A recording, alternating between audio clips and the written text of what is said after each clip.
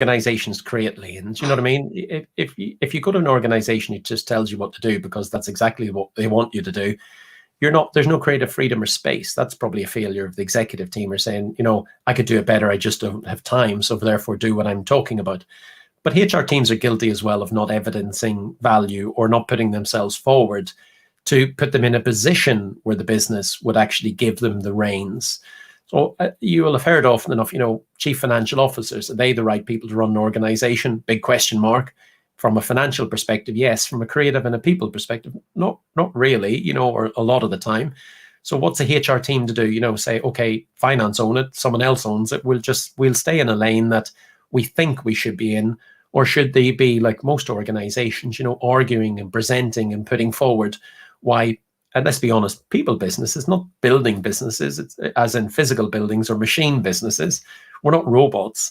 Why are they not putting themselves forward and evidencing that value? If I turn around and says, okay, we'll automate a program, what are we delivering? The finance person usually can turn around and say, well, we cut headcount, we saved this on the P&L, we've added this amount of sales. I turn around and say to a HR person or HR professional, okay, you want 100,000 to send people on a particular course, what's the value? And they start telling me, well, people like to be invested in and they like to stay, and there's a whole lot of, fluff. I'm not suggesting hard metrics, but at least give me a little bit of a chance if I'm running an organization and need to argue with my board as to where the money's going and what return there is, other than people are feeling a little bit happier. I'm saying that is essential, and NPS scores should be really reflected and looked after, but HR professionals should be putting themselves forward, because businesses are people businesses, nothing else. So are we abdicating the responsibility to the finance team?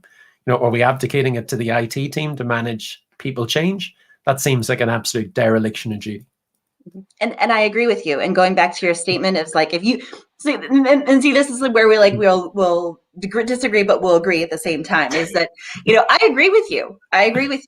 And to your point of, like, if you're in HR and you're not making it happen, you should leave. You should leave if you're not making it happen, but you should also leave if people are not giving you that space and the innovative creativity to make it happen. If they're not opening those doors for you to make it happen. If you come back always with having your ROI, your metrics, by being able to say what the HCM is going to come back in the positive or negative, you should leave. You should leave, because there's going to be a better organization out there for you that's going to need you. So yeah, but learn the lessons as well, because it's a little bit of, I think we place a lot of, and I do too, by the way, a lot of expectations on the leadership of a business. But I'm on boards and have been on boards where the leadership don't understand digital. I don't mean that rudely, in any sense, because digital has come up really, really, really quick. It's a bit like asking someone to understand cloud or psychometric profiling in a different department. Each area has its own specialism, there's knowledge, but that does not then abdicate, HR's responsibility or accountability to provide direction, to understand where labor markets are doing or moving, to understand where markets are, and educate a board. And for want of a better phrase, jockey for position or push knowledge that, is valuable and insightful and is going to encourage a board to change as well.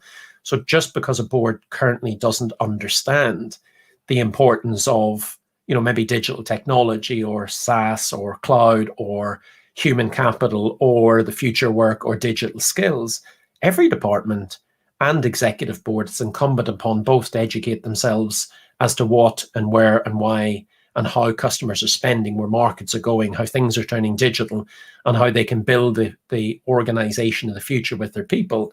So it's not just a case of sitting back going, oh, the board doesn't know. That's okay, I'll go somewhere else. Because who's to say the next board doesn't know and the next one? You have to earn the right to play, and you have to influence. That doesn't matter whether it's large or small organization.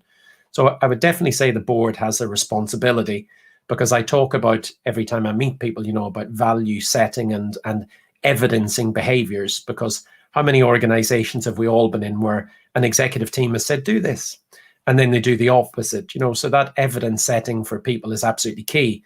And I'm going, right, I expect my board to be digital. I expect them to use digital tools. I expect them to learn, but I expect my HR manager, he or she, to implement digital technologies, to have studied and learned digital, to be using all of the terms and the vernacular and all of the assets that they have at their disposal in much the same way. Everybody needs to evidence set the right way to work.